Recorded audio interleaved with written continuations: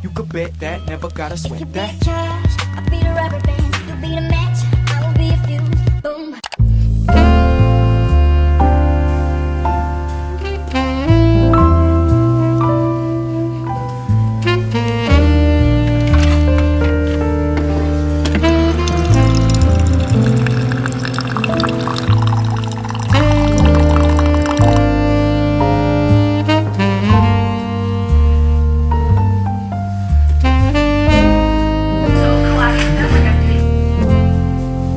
Hey besties! Today we're going book shopping. I'm so excited because it's February, which is like the month of love. You guys know I'm a romance girly, so I'm so excited. Let's go. Here's my OOTD for the day. I'm wearing a really cozy look today because I'm not feeling the best. So my shirt is a chocolate brown sweatshirt and it's from Lonely Ghost. It's the chocolate brown one with the key lime green on it. The back says text me when you get home, and I think that's so cute. Then I'm wearing my Gymshark black leggings, really comfortable, obsessed. Then I'm just wearing some white socks, and then with my Nike Air Maxes. I don't remember which one these are, but it's like the green with the blue, and I think that's so cute. So that's my outfit for the day.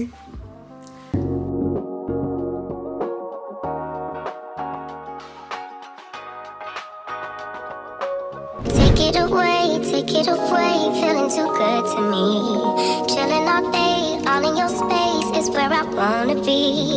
Here in this room, what did you do? I just can't get enough. Too caught up in your love. I've been trying to forget, but you won't let me. Something in my brain wants you.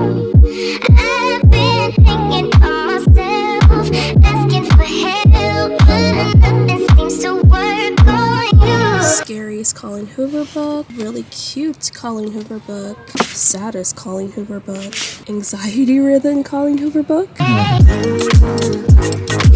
always make me feel like you never hear my thoughts. Alrighty guys, I just got out of Barnes & Noble. I got 2 books. I will give a haul at the end of this video, but now I'm gonna go to Books A Million and let's see what we can find.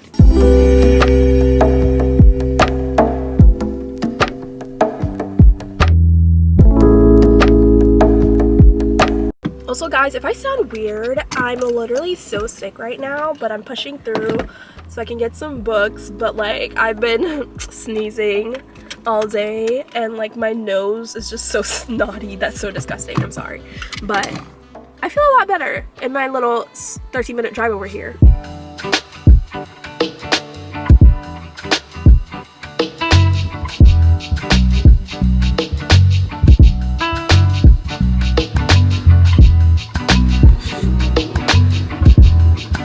Such a good book.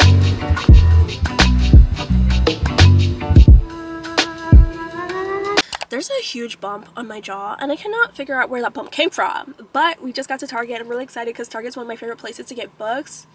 They always have the good books, so let's go. Don't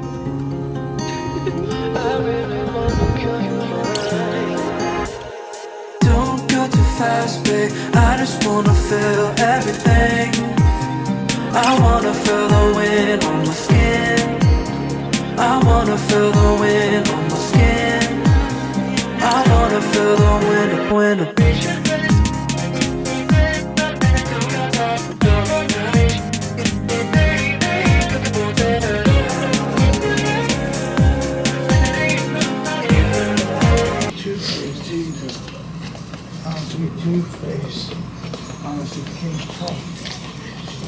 The goods are secured. Let's go home. Guys, I'm finally home. It's been like 4 hours, but I did secure the bag. I did get my books. So I'm gonna give you guys a book haul.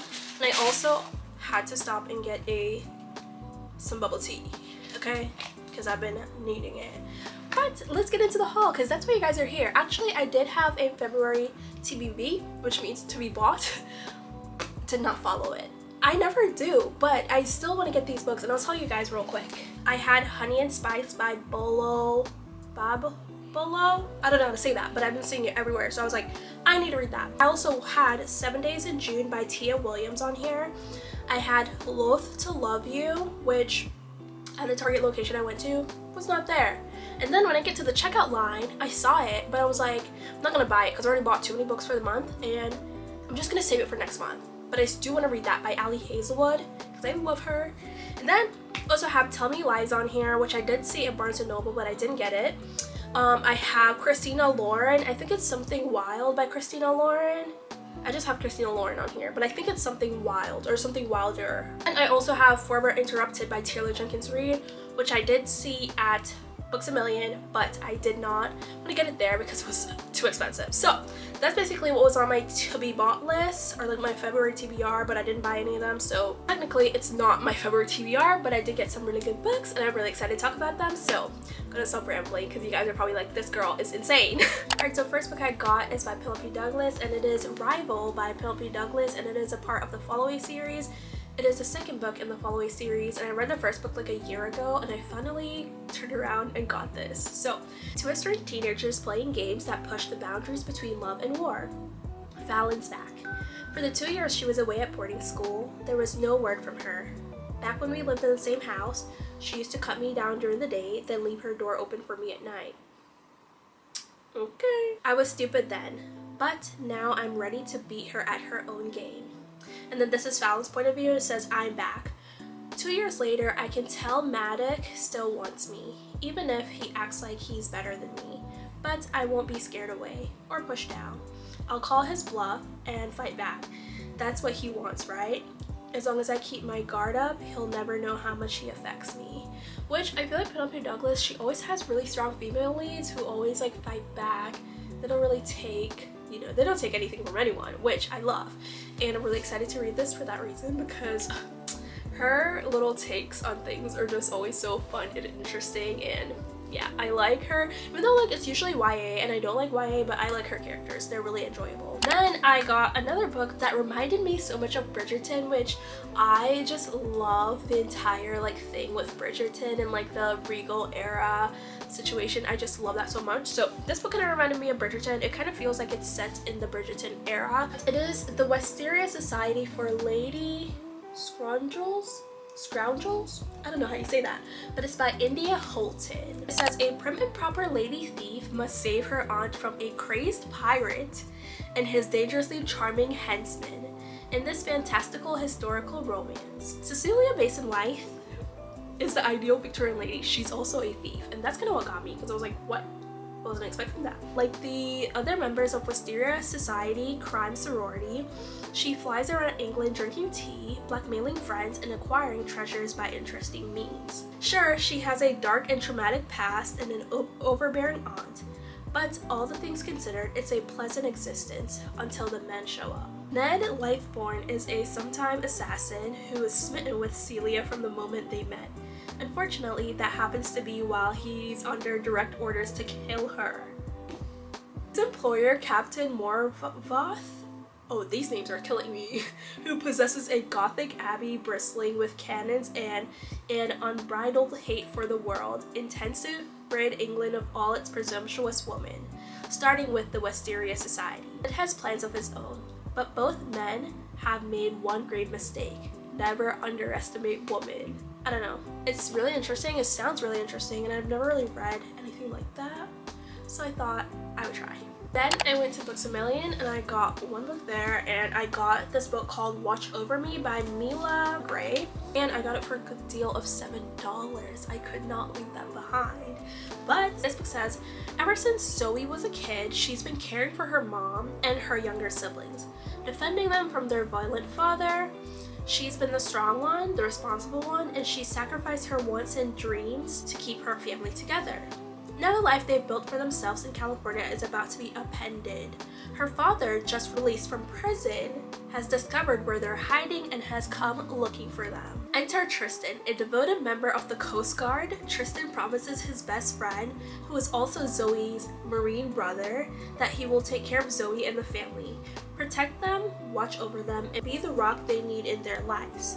And as Tristan starts to help Zoe deal with the emotional fallout of her childhood, his role turns from protector to something more. The two grow closer as romance blooms into a heart-pounding and powerful relationship that Zoe hopes will be strong enough to fight off the damage her father has caused to her and her family.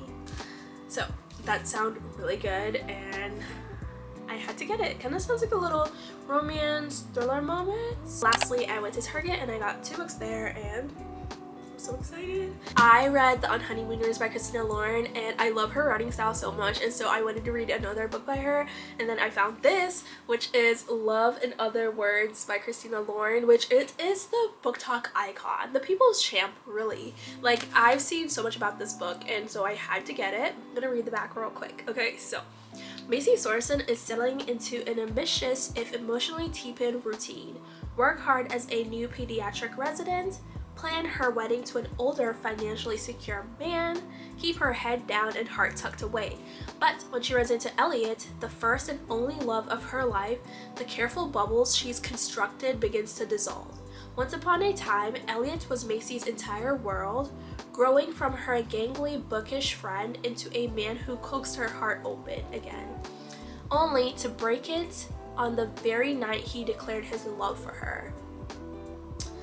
Told in an alternating timelines between then and now, teenage Elliot and Macy grows from friends to much more, spending weekends and lazy summers together in a house outside of San Francisco, devouring books, sharing favorite words, and talking through their growing pains and triumphs.